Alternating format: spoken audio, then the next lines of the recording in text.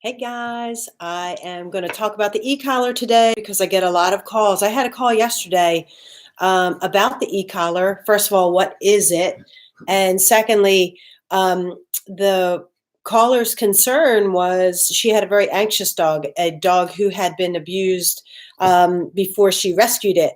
And so it already had these underlying fears and anxiety, and would the e-collar make it worse? So I do want to just talk about what the e-collar is, and will it then, if you read about the e-collar, you're going to read some things that might, blow your mind a little bit. Some people will say, well, it'll make your dog aggressive, it'll make your dog fearful, it'll make your dog anxious. None of these things are true. I am an e-collar trainer. This is how I train dogs, with the e-collar. So first, I'll talk about what it is, and then I'll address those questions. So what this is basically is a collar and a remote. It's an invisible leash. You put the collar on your dog, and then, through training, your dog learns that when they hear their commands and they feel the sensation with this remote, they learn to follow their commands. So obviously, there is some training that is involved here. You have to use a leash and a collar paired with the e-collar to get your dog to understand its vocabulary, learn and understand the vocabulary, and then pair it with e-collar. And then once your dog begins to learn the commands, you can get rid of the leash, and this becomes your leash. It's an invisible leash, but you can communicate with your dog. So it's awesome for off-leash, activities with your dog. If you're into hunting or you like to hike, obviously this is your leash. And your dog, this particular model, I use Ecollar technologies. This is the only kind of e-collar that I'll use because the technology is really nice. It's a TENS unit on a collar. So what the dog actually feels is a tingle instead of a shock, like electric fence type shock. There are some brands that I've used in the past that are really high voltage and overpowering dogs. And anything that you would order on Amazon is not a good collar, unless of course it is like a professional grade. So Ecollar Technologies is a good one. That's the only one I'll recommend.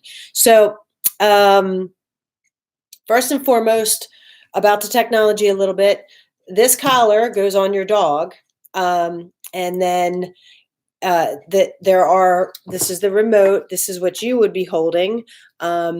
You carry this with you when you're out and about with your dog, or when you're in your house. Your dog is always wearing the collar when you're with them. When you're with your dog, the collar's on your dog, because the dog understands, the collar's on, I better give my best behavior. Dogs are opportunistic, and they know when this isn't on, they can chase the rabbit, or they can fight with the dog across, in the other yard, across the fence. They can chase the cat, things like that. So the e-collar, when they learn this tool, okay, because they have to learn this tool just like you do, they know that I better be on my best behavior. Okay, and that's not to say that it causes pain. So let's talk a little bit about the levels on the e-collar. So here's your dial for stimulation. There's 100 levels on this collar. When your dog learns the e-collar, hopefully you're hiring a trainer for help, or you're using, you're getting videos from someone who is really good at teaching and has a lot of experience with the tool. So make sure that you don't skimp here. If you do it yourself, just be careful. Make sure you're learning from someone with a good reputation with the e-collar, and that they are a good teacher, and that you feel confident in knowing that you're not going too high with the stimulation and hurting your dog. So when you first put this collar on your dog is learning at the lowest level possible. So we like to teach in low distraction environment when we first start.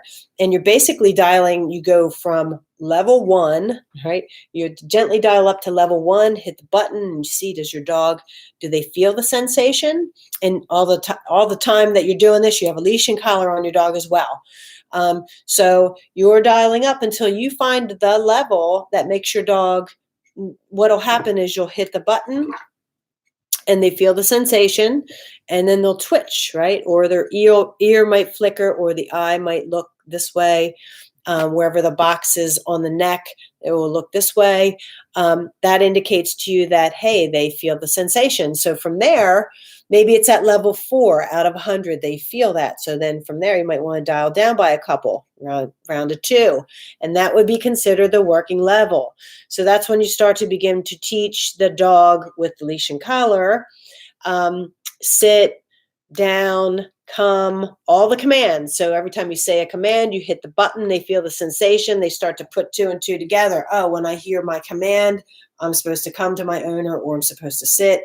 And you're using the leash to help guide the dog until they begin to understand this tool.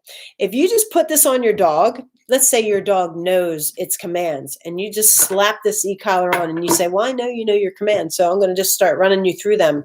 Your dog is not going to know what to do. It's going to feel the sensation. It's going to be very foreign to them. It might alarm them. It might concern them, even at low levels. So just be really careful that you are working with someone who knows what they're doing. This is a skill set. You don't want to mess around with the e-collar, right? Make sure you hire somebody who knows what they're talking about.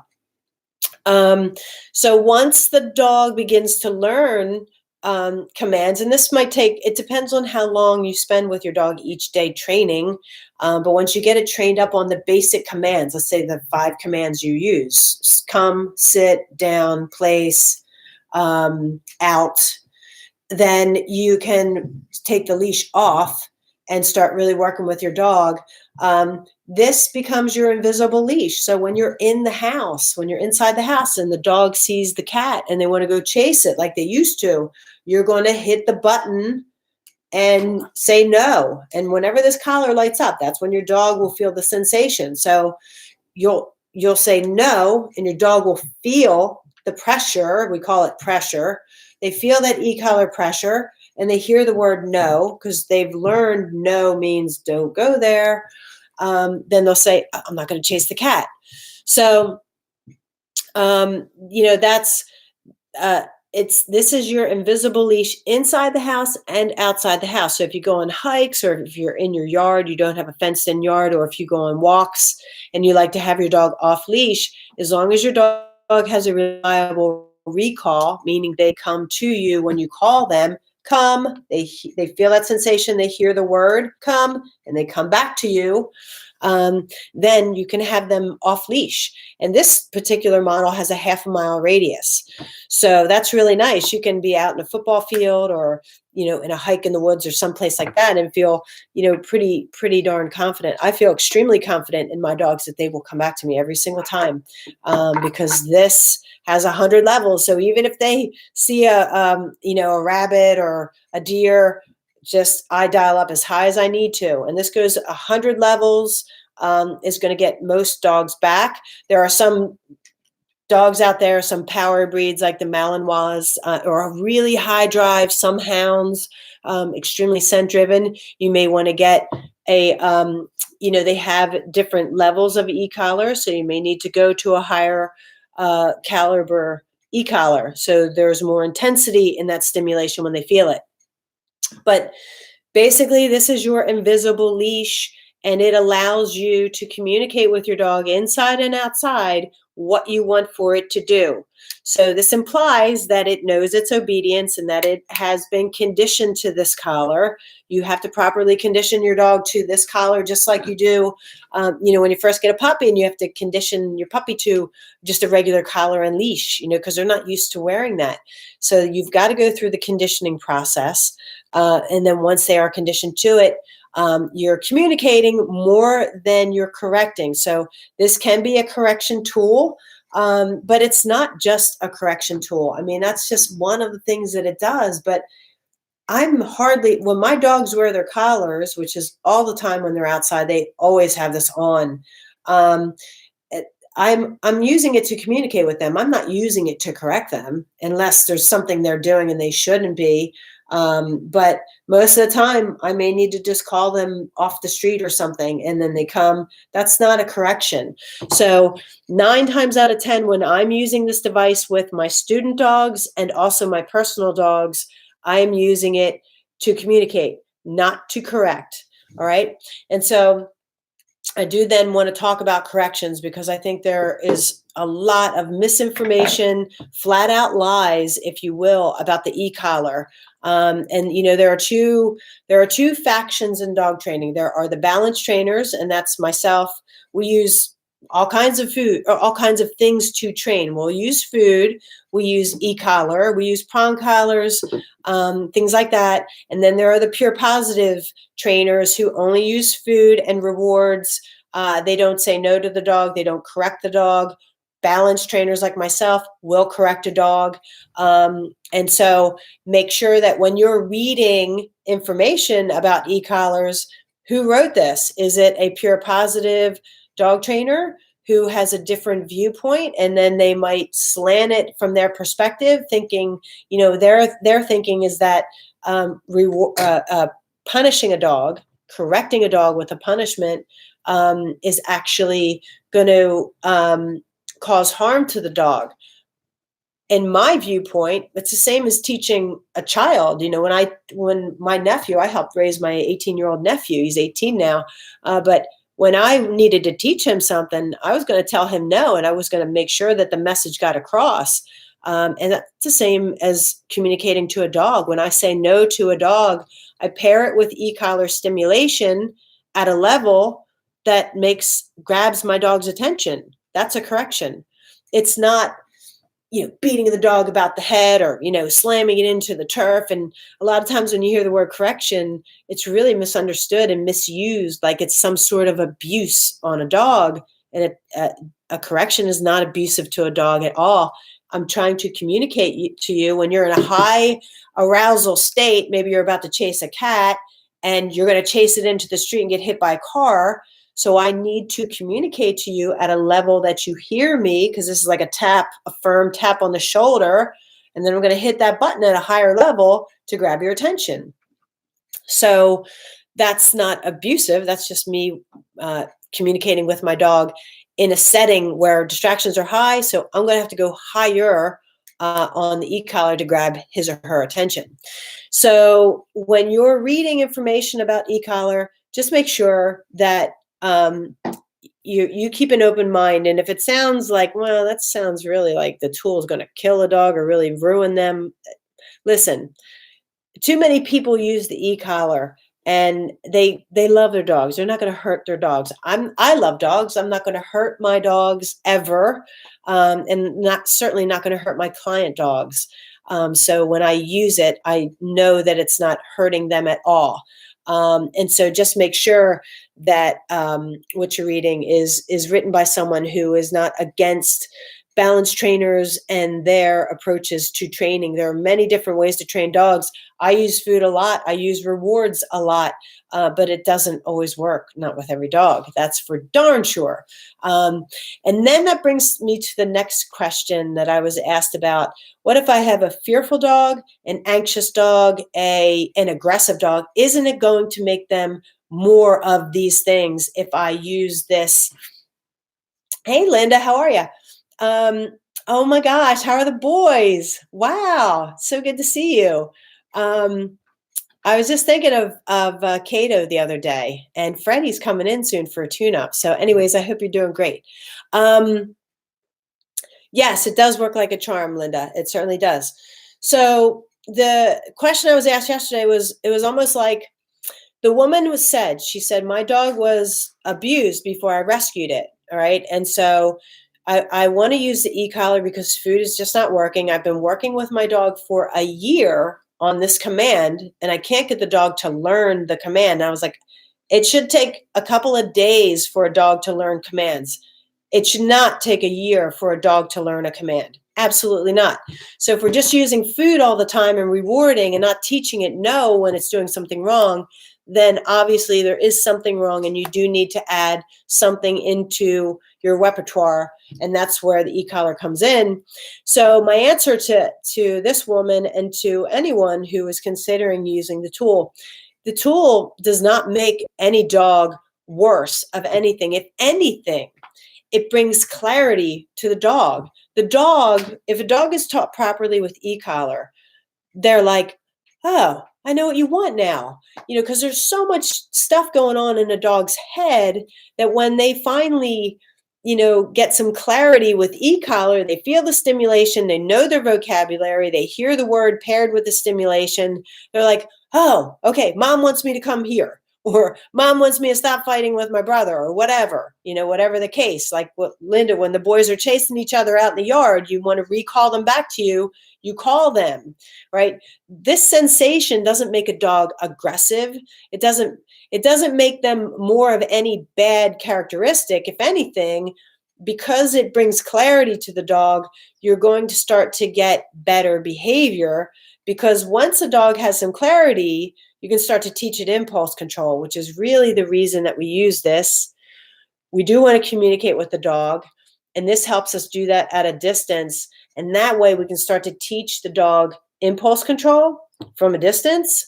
And then if you get a dog who actually can focus their mind, because most dogs' minds go like this. There's a whole lot of noise, like ADHD, going on in overdrive with dogs, okay? Especially when there's high energy and high distractions in the dog's mind, just there's too much to process, so they go crazy, right? And they just get overly aroused, and they never come back down from that. So here, you're teaching your dog impulse control, and then the beauty of it is when your dog knows impulse control, they actually start to problem solve for themselves. You can be there and coach them through something. If you see, hey, I see you hard staring that cat, but the dog is going to catch himself at some point because he has impulse control. At some level, there is impulse control now, right? And so you may need to prompt him and say, leave the cat alone. Or the dog might say, nah, I've been told before to leave the cat alone. And so I'm going to do it now because I know that sensation's coming. I'm going to get that little zing, and I don't like that. So I'm going to leave the cat alone. So a dog who has impulse control starts to problem solve, will make better decisions. And then over time, if you hold your dog accountable, you'll start to see really good behaviors. Like I am hardly ever using this on my dogs, ever, when we go outside. All right. And so I'll share this one last story before I end this, but over the last spring, both my dogs, we live in a yard that is not fenced in. And so, but my dogs are on e-collar, so I can call them to me anytime. So they're always off leash, and we were playing football in the yard. So my dog Phoenix was chasing the football, having a grand old time. And then there was an aggressive dog who lived behind us, and the neighbor left the fence open. And that aggressive dog came after Phoenix and tried to attack her. So Phoenix was running around the yard. She was shrieking and screaming. She knew this dog he was a very aggressive dog, and he was going to maul her. So she was running around the yard. She almost left the property. If she would have run into an open field, he would have got her. So I was able to just dial up on my e-collar to, I don't even know what level. I just dialed up and I called her. I said, come. She felt the stimulation that made her come directly to me. And because she came directly to me and my spouse were able to get that dog off of Phoenix and protect her. And then we got the other dog. I tackled the other dog, and Phoenix was safe. So I had to get that dog on the ground and immobilize it, or it would have mauled her. Who knows what would have happened. So that's a story of the e-collar saving my dog's life. And how many times I've called her out of a busy street, same with Chase. I've had to call him out of us. We live on a little cul-de-sac. People come through here. I need to call them off. They'll come right back. So, the thing about the e-collar is it gets a bum rap, but make sure that you're educated about the tool. Really, if you have an interest in it, it is not going to hurt your dog. It's not going to make anything worse. It will make things better, but you have to work with someone who knows what they're doing. All right, guys, if you have questions, I think you can comment here and I'll reply back. Linda, it was great seeing you. I hope you guys are doing well. And, I hope you're having a great winter. All right, take care, guys. Have a good one.